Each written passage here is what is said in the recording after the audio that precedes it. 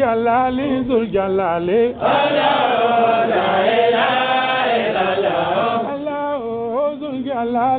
Jalali,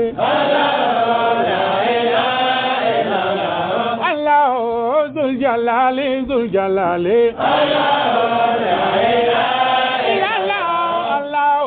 Zul Jalali, Zul Jalali,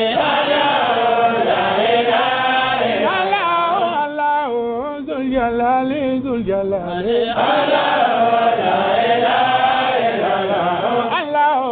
Rahmani Zul Jalali,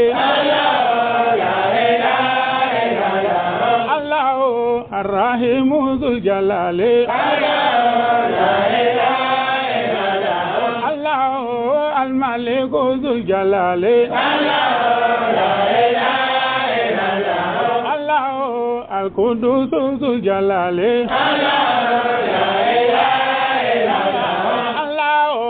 Salamu Zul Jalali,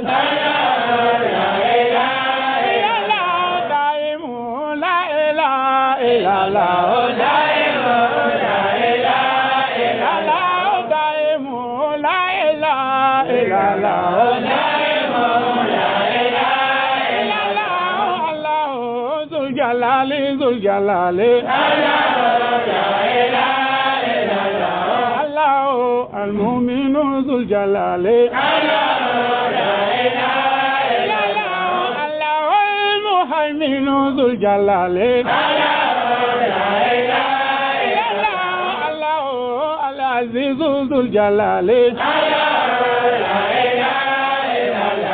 Allahu Al-Jabbaru Zul Jalali,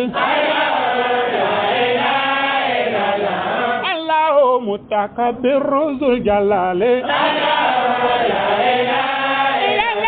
Allahu Al-Qahharu Zul Jalali, Allahu Al-Wahhabu Zul Jalali, Allahu As-Saburu Zul Jalali, Allahu Ar-Rashidu Zul Jalali,